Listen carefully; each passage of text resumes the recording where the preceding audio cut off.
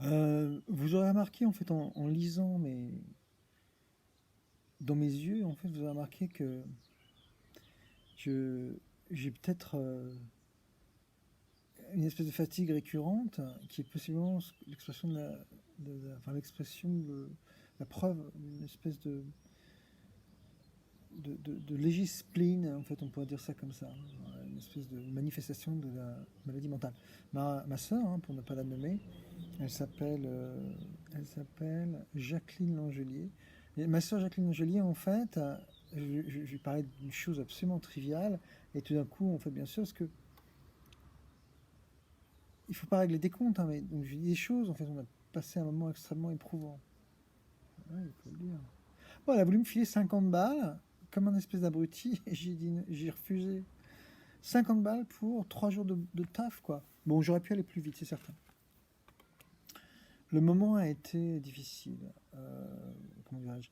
La région parisienne, c'est pas un endroit qui me plaît. Paris, c'est un souvenir.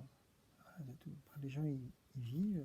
C'est que moi, je considère que c'est un environnement hostile. Rien de plus.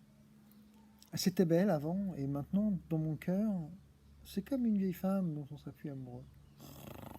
Alors, le, ça fait longtemps que j'ai pas fait de vidéo. La raison pour laquelle je m'y suis remis, c'est qu'en fait, j'ai lu les commentaires.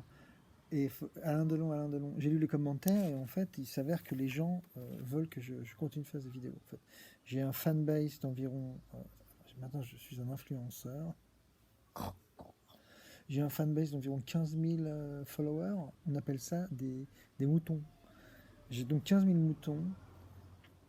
Euh, et je pense que je vais pas tarder à monétiser. En fait, parce que, bien sûr, bien souvent, j'essaie de parler d'économie, hein, parce que je suis un peu pointu. Je vous rappelle quand même que j'ai 2 dogs et une licence d'économie.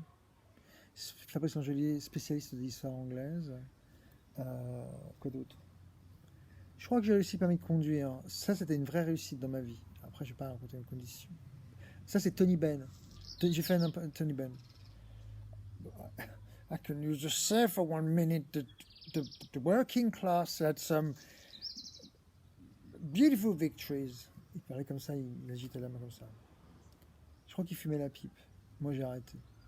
Donc, je termine. Il faut que je me réveille absolument. Je suis dans la torpeur et tout. C'est la fatigue mentale. Bon, j'ai bien dormi.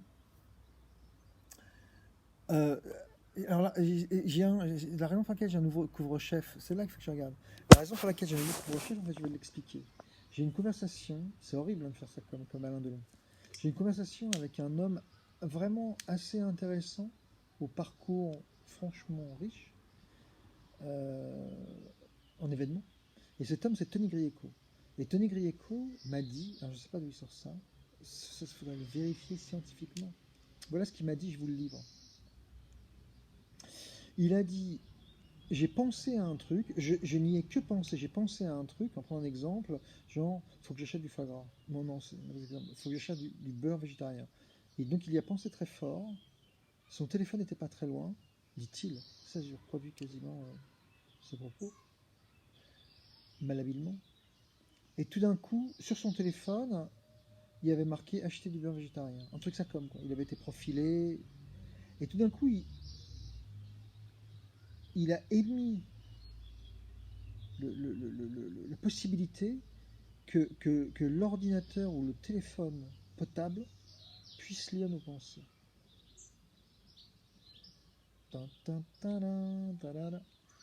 Et là, je lui parle de ma théorie un jour, n'est-ce pas? C'est pas ma théorie en réalité. Mais il y avait de quoi. Et ça remonte à 10 ans, cette histoire. Et je lui dis, le cerveau, sous la boîte crânienne, le cerveau qui gouverne le corps, qui gouverne tout de nous, on peut dire ça comme ça, sauf quand on prend de la drogue ou on mange des batnas, le cerveau est exposé en quelque sorte. C'est-à-dire que si moi par exemple, je fais 1m92, bon, ça je suis assez grand quand même. Et si je rencontre une personne qui fait 1m93, 1m92, 1m14, tout d'un coup, en fait, nos cerveaux sont quasiment à la même hauteur en quelque sorte. Et nos cerveaux émettent des ondes qui se calculent en hertz, si je ne dis pas de conneries. Et nous échangeons, j'ai pas encore prononcé un mot, j'ai pas dit bonjour madame, au revoir madame. Tout d'un coup, voilà une personne qui est en face de moi, et nous communiquons par la vision, par l'odorat, par je sais pas quoi, mais aussi en fait télépathiquement, les ondes émettrices du cerveau se rencontrent.